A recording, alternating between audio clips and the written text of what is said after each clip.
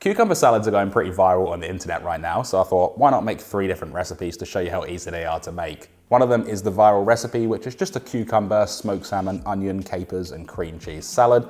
Then I've also got a Korean-inspired cucumber salad. Then I've also got a cucumber salad out of my new cookbook, Dig In, and let's find out which one is the best. Now, starting off with the first one, we're going to need 1 large cucumber. This is quite a large cucumber, and what we want to do with this is slice this into thin rounds. Now, you can use a mandolin if you have one and like using them, or you can just thinly slice it with a knife, which is exactly what I'm doing.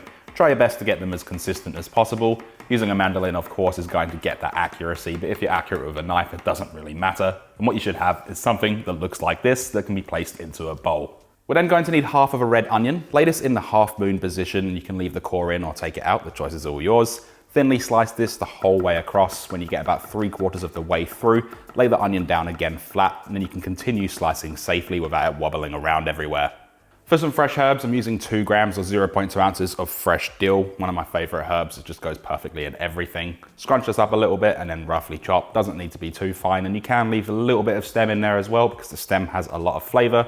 You should have something that looks like this. Last but not least, for the knife work on this one is 2 teaspoons of capers. Wash these under cold water and then roughly chop. They don't have to be too fine, just make sure they're not whole. You can go 1 step further and fry these off in some oil for some crispy capers. Again, that choice is all yours.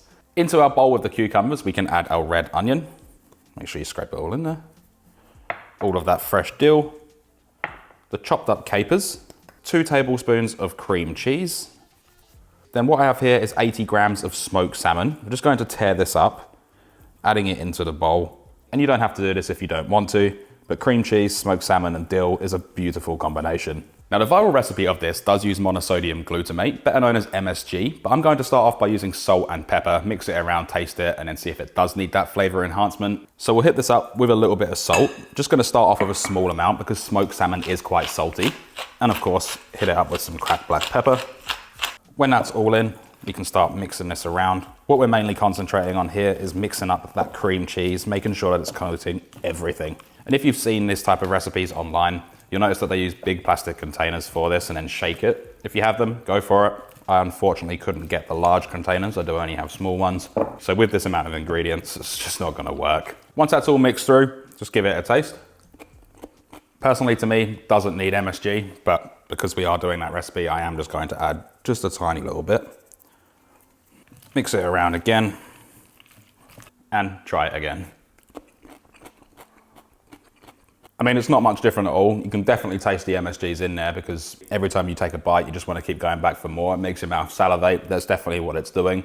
Is it necessary? No.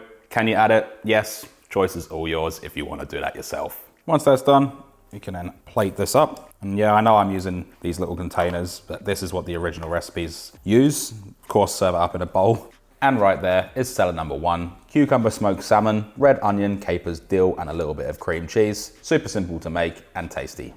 Now for our second salad, we are going to need 1 large cucumber again. We're going to be slicing it into rounds as well, but this time we're going a little bit thicker. What we want is about 1 centimeter to 1.5 centimeters in thickness. Do recommend using a knife for this one. Most mandolins probably won't allow you to cut something this large, but you might have one that does, so use that if you like to use it. Along with the cucumber, we're going to need 2 spring onions or scallions. Usually I'd separate the roots from the stems. This time we're just going to slice the whole lot, nice and thin the whole way across, and the whole amount is going to be used in the salad. For the herbs, I'm using coriander or cilantro for this one. This is 2 grams or about 0.1 ounces. Scrunch it up, roughly chop it, make sure there's no large leaves or stems, and you should have something that looks like this. Into the bowl with the cucumber, we're going to add the spring onion or scallion and the coriander or cilantro. For the sauce, 2 teaspoons of light soy sauce, 2.5 tablespoons of rice wine vinegar, 2 teaspoons of sesame oil. This is toasted sesame oil. 1.5 teaspoons of gochujang. This is a Korean chili powder, and I'll leave details about this in the description. 2 teaspoons of sesame seeds, toast them or untoast them, it's up to you. And 2 teaspoons of honey. Just make sure you scrape it all in there. One last thing we can add is a little bit of ground white pepper or cracked black pepper, it's up to you. And I don't recommend adding salt just now, just because there is a little bit of soy sauce in there and we don't want to over season this. With that all in, let's start mixing this all together. And by the way, those chili flakes aren't that spicy at all. What gochujang is it actually uses the outside of the chilies rather than the seeds, so it's a little bit more mild. I do also recommend just giving it a taste as well, seeing if it does need salt. Again, you can add MSG if you want. that choice is all yours. With that done, let's then serve this one up, doing again in the same containers, but put them in bowls if you want to, and just top it off with a little bit of that sauce. And then with that done, we have salad number 2, and this one is a Korean-inspired cucumber salad. Now the last salad is actually out of my new cookbook, Dig In. Orders have started rolling out today for Australia and New Zealand. If you are in other places of the world, as stock arrives in the warehouses, it will start to be shipped out soon. If you haven't grabbed a copy, the link is in the description. Go grab yourself one, you definitely won't be disappointed. When your book does arrive, please do send me pictures of it. I would love to see it. Use Instagram, email, or even Facebook. And the recipe that we're doing today is this cucumber, tomato, and onion salad. This one is one of my favorites. The prep for this one, again, another cucumber. This time we are cutting it completely differently. What I'm doing is slicing it in half lengthways. This one's a little bit curvy, so it's a little bit difficult to do. Make sure yours is straight. Cut it into quarters, doing the same thing again. Then line these up and cut them into triangle pieces, about 2 centimeters in thickness. Doesn't really matter too much, but it is nice to have those chunky pieces. Next is 250 grams of cherry tomatoes. All we're doing with these is slicing them in half. If you're using different types of tomatoes, you can slice them into quarters or chop them up however you like. If you don't even want to use cherry tomatoes, you can change it up completely. But I do recommend just using the regular ones. They're nice and easy to get and they're quite cheap. We then also need another half of red onion. Lay this in the half moon position and then thinly slice the whole way across. Exactly the same method as we did with the first recipe. When you get to the 3/4 mark, just flip it down, continue cutting safely. You should have these nice thin pieces.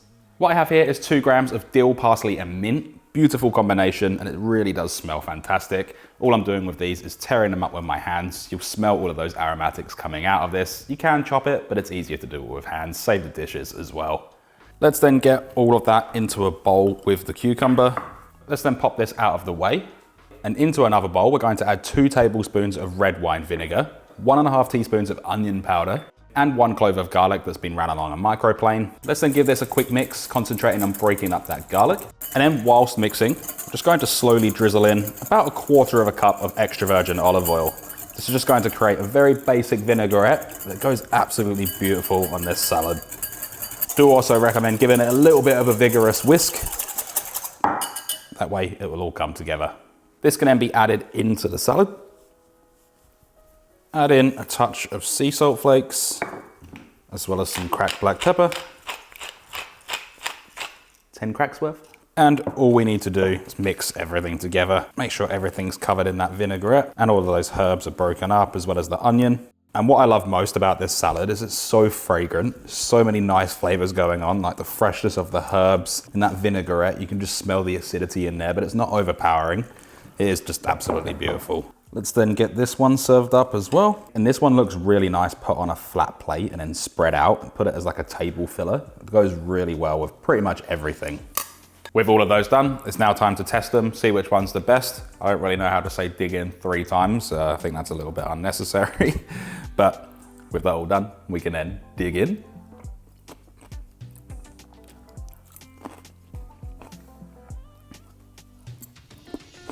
Now, just before I give a winner, I want to say that all 3 of these salads have a different purpose. This viral one, I wouldn't serve it any other way. It's probably just a meal on its own, and at the very best, put it in a sandwich or something like that. This Korean-inspired one, it's a beautiful side dish, and it goes with all things Asian food.